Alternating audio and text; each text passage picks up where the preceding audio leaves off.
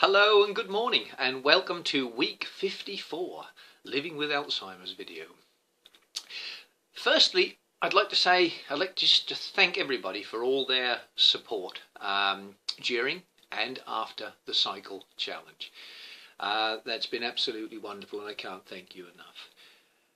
Next week, next Friday on here, I shall be announcing how much the grand total that we shall be giving to Young Dementia UK. So that'll be quite exciting. So thank you so very much. In this week's video, I wanted to talk a little bit about coping with changes. The challenges that people like me have. Now, as carers, you, looking on the outside, will see many changes with people like me. But as people living with the condition, we also see many changes ourselves, and some of which that we don't probably actually talk about that much, and probably we don't actually, I suppose, we keep it to ourselves, really. I've noticed quite a few changes over the last 6 to 8 months. One of the things is I find it difficult now to try and focus on stuff on Facebook. I find it difficult to keep up with the momentum of things that are going on. I read things on Facebook and in a very short space of time I have forgot them. I mean, a classic example is there was something I was reading, I think it was this morning, I believe, and I thought, yeah, that I can relate to that, definitely, without a doubt. And then I realised it was something that I'd written about 10 minutes ago. So it's yeah, it is very, very difficult. And that, trying to keep up that momentum and trying to keep up that focus spills into the workplace. Now, most people in my age group who have been diagnosed, when diagnosed, will be in some sort of employment, have some sort of career. And trying to keep up with what is happening within those careers can be very, very difficult. And I want to give you a little example about that today. Imagine that you go into your workplace every morning, and when you leave your workplace, you have this mental picture of what's there, where your lockers are, what your desk is like, what the security guard is like, or whatever, and the layout of where you're working. You imagine coming into work the next morning, and that layout is completely changed. Your desk might be in a different place. The lockers are different. The security guy, he knows you, but you don't know him. And people are saying to you during the workday, that conversation we had yesterday, or we spoke about this morning, and trying to keep up with that can be very, very difficult, very, very tiring. Not easy at all. And that's the very thing that's happened to me. And as a result, I've had to seriously consider and think about not working in the environment that I've worked in ever since I was 15 and a half. Methods and systems have changed within that workplace, and I can't keep up to speed with the changes. That's the reality of it. So it's a challenge, and life is changing, and it's very similar to, and I think this is something that actually came to the forefront the other day. We were driving somewhere, me and my wife. We hadn't been there for some time, and this particular road layout, they had changed. They'd put a roundabout, I think, and there was lots of houses.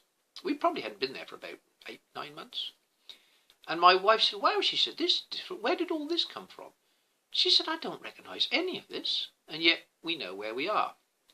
And I remember saying to her, welcome to my world.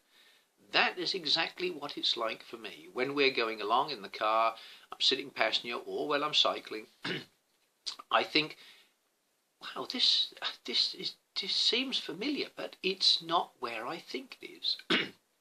So that's what it's like. And all of that spills over to the workplace, spills over into everyday life. Very, very difficult. But it's challenges that we have to overcome. Today's video, I feel quite sad, really, that I won't be working in the same place that I have all those years. I feel quite sad that that stage has come to an end. And we have to be careful that you don't get a little down about this and a little depressed. And I think, yeah, I come back to, and I'm sure that I've said this before, it's not about the I can't do's, it's about the I cans. And not what I have done, but what I will do. They're the important things. And me putting a positive spin on everything, which is what I try and do, it gives me more time to go cycling, spend time in the garden, and focus on raising awareness, focus on doing talks, focus on the things that I suppose have become more important to me at this time. Focus on family, doing the things that I keep thinking that I want to do, but I've never really had the time. Doing stuff with other people and not really having to focus too much, and trying to take life a little slower, not moving too fast, because slow is good, routine is good, but sometimes it's also good to challenge that routine a little bit and just step up the mark a little bit.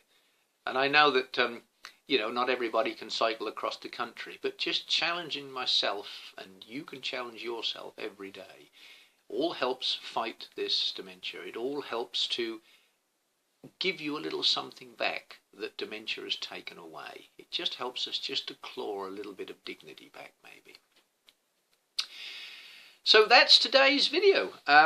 It's probably not as long as some of them, but sometimes it's difficult to put all these things into words, and I do try my best to try and explain it to people so that they understand. But I think the key thing is really, at the end of the day, you've got to move our lives forward with dementia. We have to live with dementia and not against it. And that way we can have, more of, I suppose, productive lives. And who's to say that somebody might come along and say, you know what, I'll give you a job a couple of days a week and I can do something else, and something else will come along. But in the meantime, I'm going to make the best of a bad job. And that's me all over. Well, as always, guys, have a great weekend and have a wonderful week, because I know I will. So you do the same. And like I said earlier, next week there'll be the grand total of what we raised in our Dementia Help Cycle Challenge. So I'm quite excited to be able to do that. We're hoping that I think it's in August. I believe I'm going to Birmingham for a few days, and we're hoping to be able to hand one of these large cheques over to Young Dementia UK as a sort of presentation of what we've done. So that's great. Okay, until next Friday, see you then. Bye-bye.